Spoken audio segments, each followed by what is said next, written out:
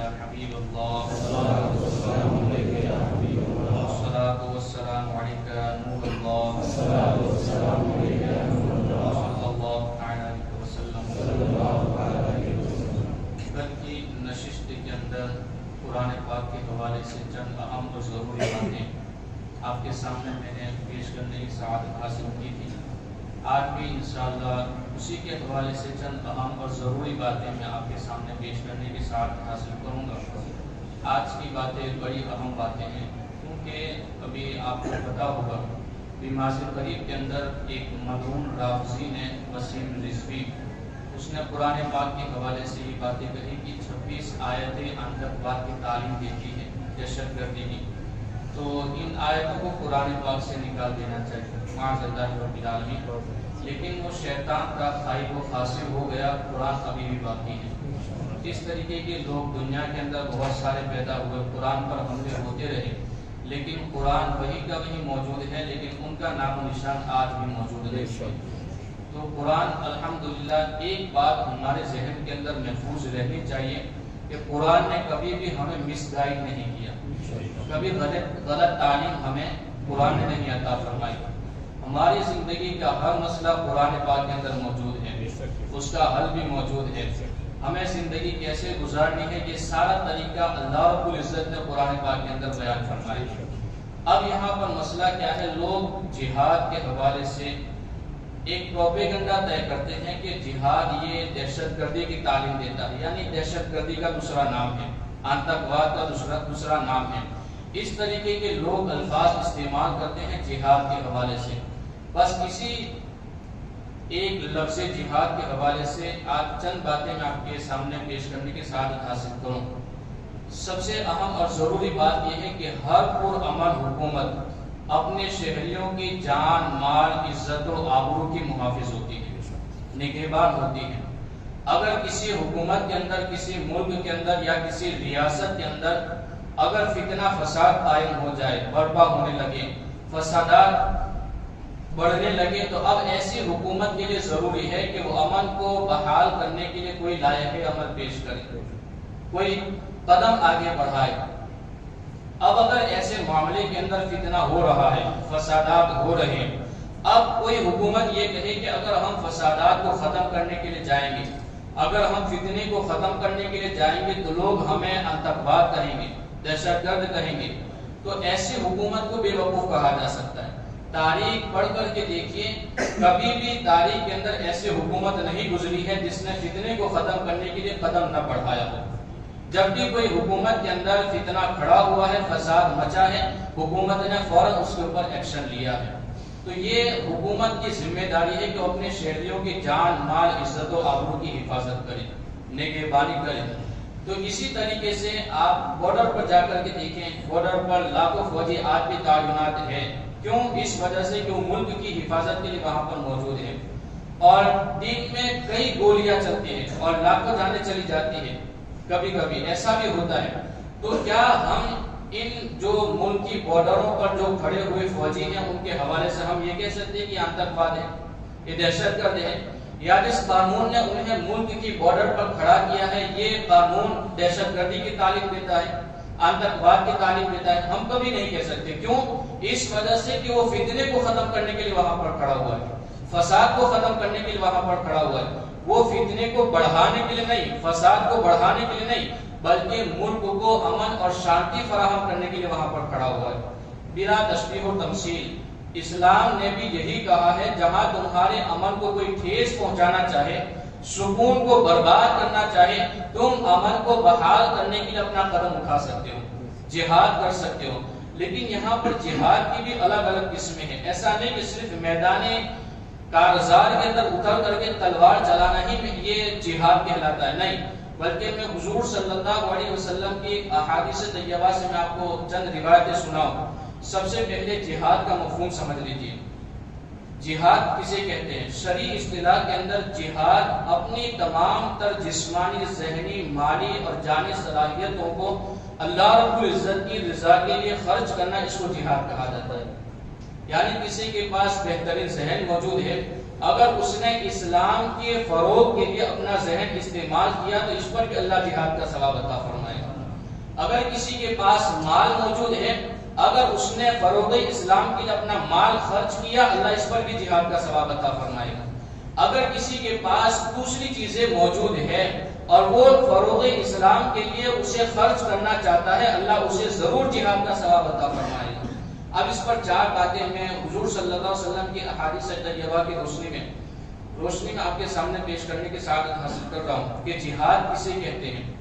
سب سے پہلے نمبر پر حضرت عائشہ صدیقہ رضی اللہ تعالیٰ عنہا ارشاد فرماتی ہیں کہ میں نے آقا کریم صلی اللہ علیہ وسلم کی بارگاہ میں عرض کی، یا رسول اللہ صلی اللہ علیہ وسلم، نرى الجہاد افضل العمل افلا نجاہد، ہم جہاد کو بہترین اور افضل عمل شمار کرتے ہیں، یعنی ہم عورتیں جہاد کو بہترین عمل شمار کرتی ہیں، تو کیا میدان میں اتر کر کے ہم آپ کے ساتھ جہاد کر سکیں؟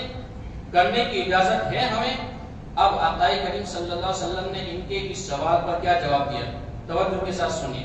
ارشاد فرمایا، قال لیکن افضل الجہاد حج مبرور، تم میدان میں اتر کر کے جہاد نہیں کر سکتی، تمہارے لیے خانہ کعبہ کا حج کرنا ہی جہاد ہوا کرتا ہے۔ تمہارے لیے خانہ کعبہ کا حج کرنا یہی جہاد ہے۔ یہ ایک عمل ہوا جسے اللہ کے رسول صلی اللہ علیہ وسلم نے جہاد کا درجہ دیا۔ اور دوسرا عمل بڑا بہترین عمل ہے۔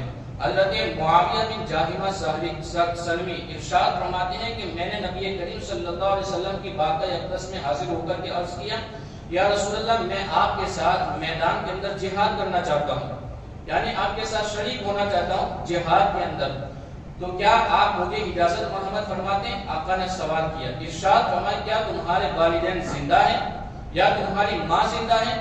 انہوں نے عرض کیا، ہاں یا رسول اللہ، میری ماں زندہ ہے۔ ارشاد فرمایا، ان کی خدمت کیا کرو۔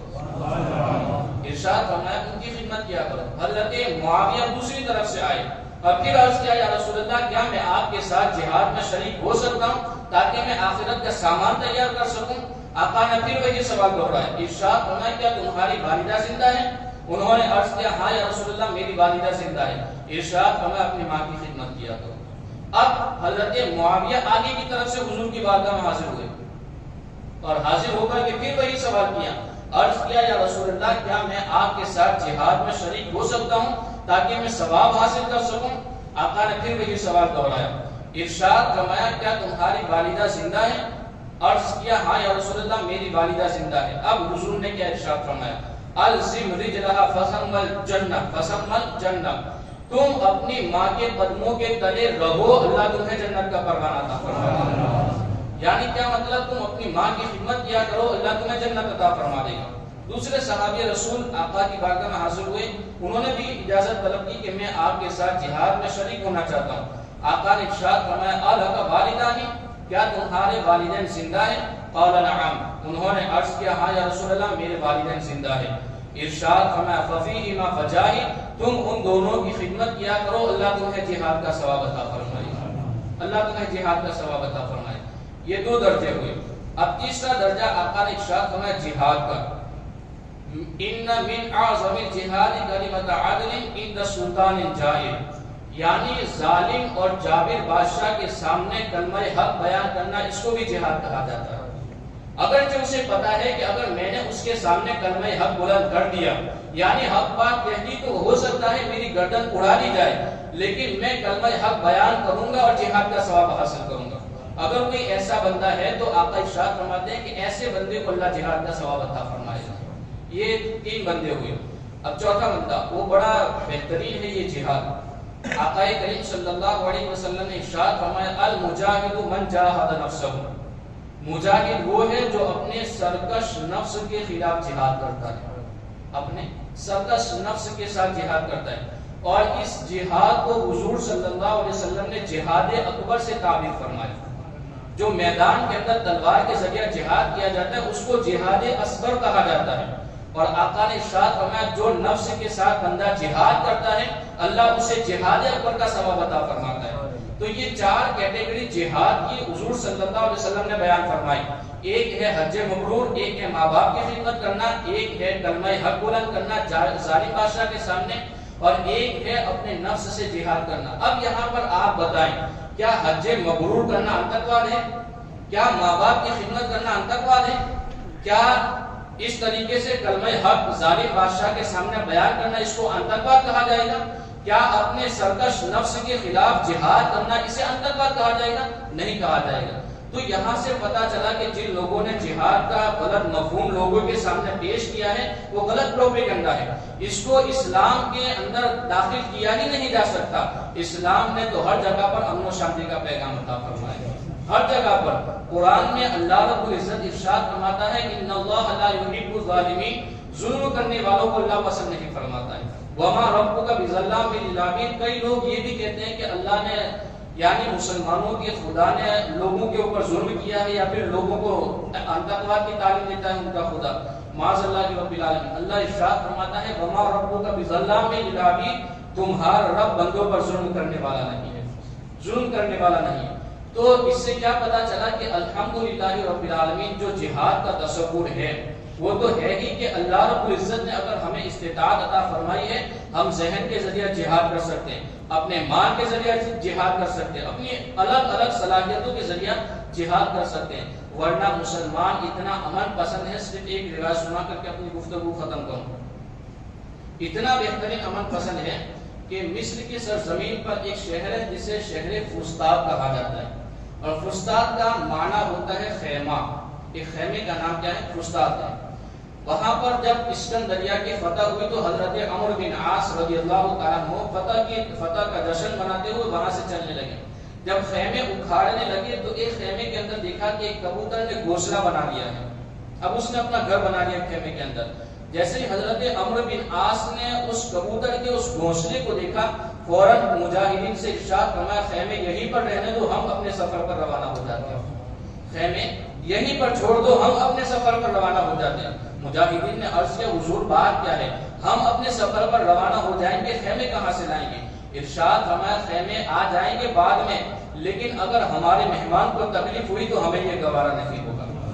ہمارے مہمان کو جو خیمے میں آ گیا ہے اگر اسے تکلیف ہوئی تو ہمیں یہ گوارا نہیں ہوگا۔ حضرت عمرو بن عاص خیمہ وہیں پر چھوڑ کر کے اپنے سفر پر روانہ ہوئے۔